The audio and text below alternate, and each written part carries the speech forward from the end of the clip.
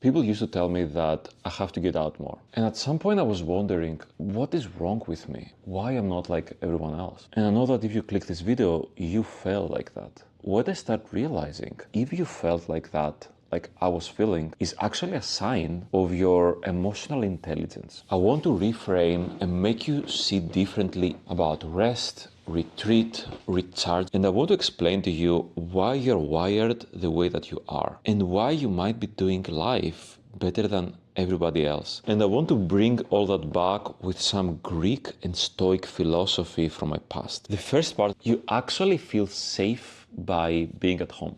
We live on a chronically stimulated world. There is noise, there is notifications, there is obligations. Recently when I was in Japan, there was so many people. I was actually feeling all this energy. Every time that I was going out, especially on some of the most populated areas, it was so high stimulated for my vibration. And for some people that have highly sensitive nervous system, the outside world sometimes feels like a war.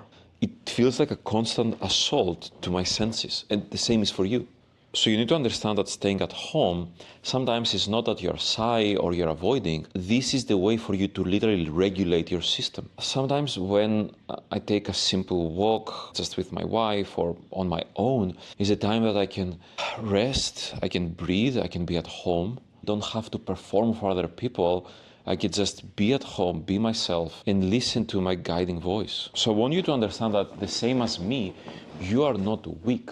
You're just more intuitively able to understand what your nervous system wants to do, and you actually do that for yourself.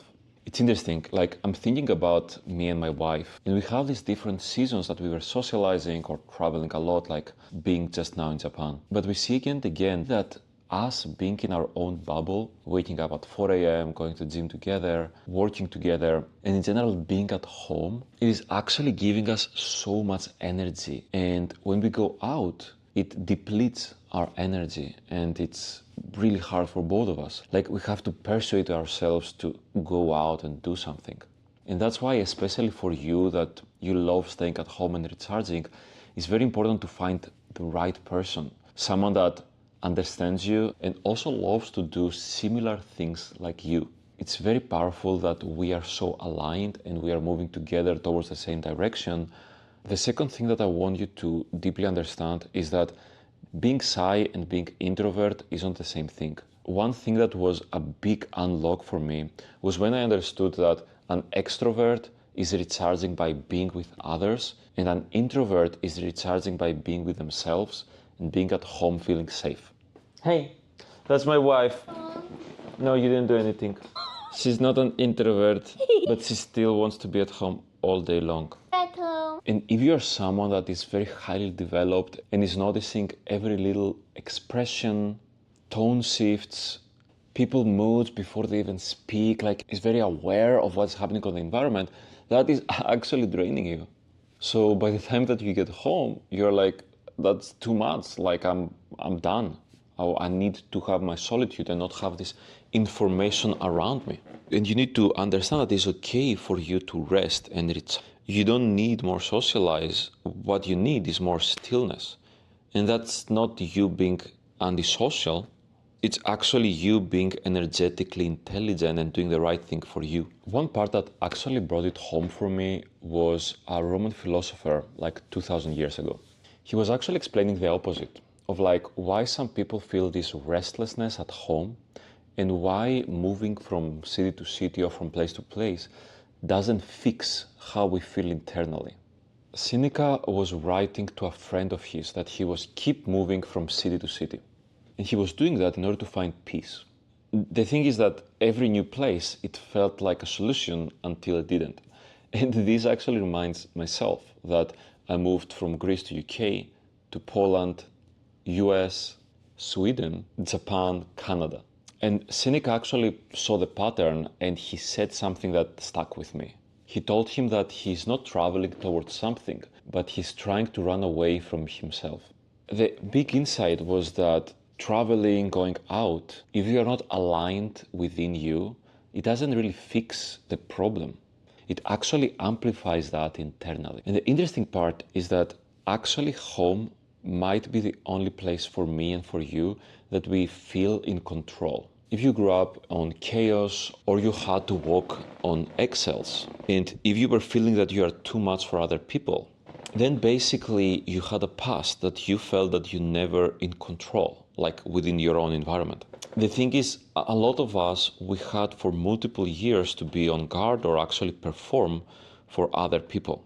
And that's the thing, like if this is you, your home is actually the first place that you build with your own way, and you can finally feel that you are in control. And you being in control, it means that you feel safe within you.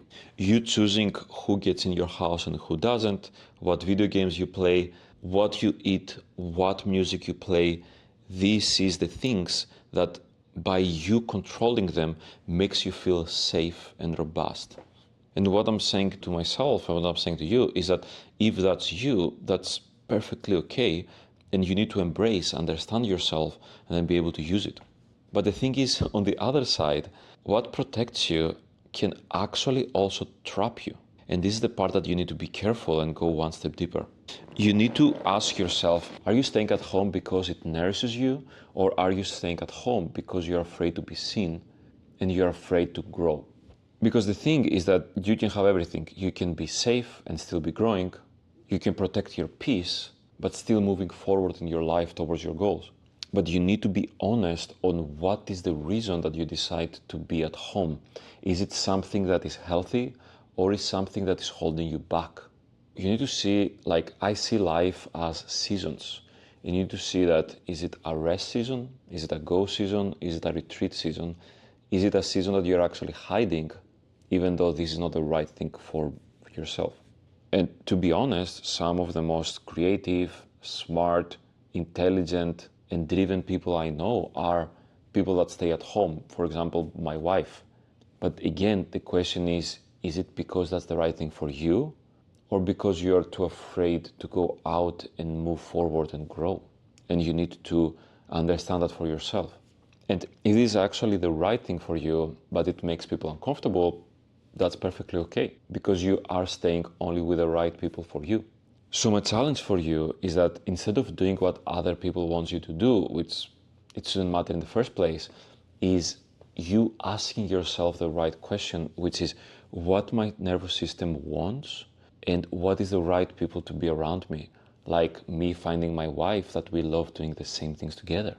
If you ask this question consistently, it can actually change your entire life. I'm really grateful that you came here and you watched this video, and I hope I will see you on the next one.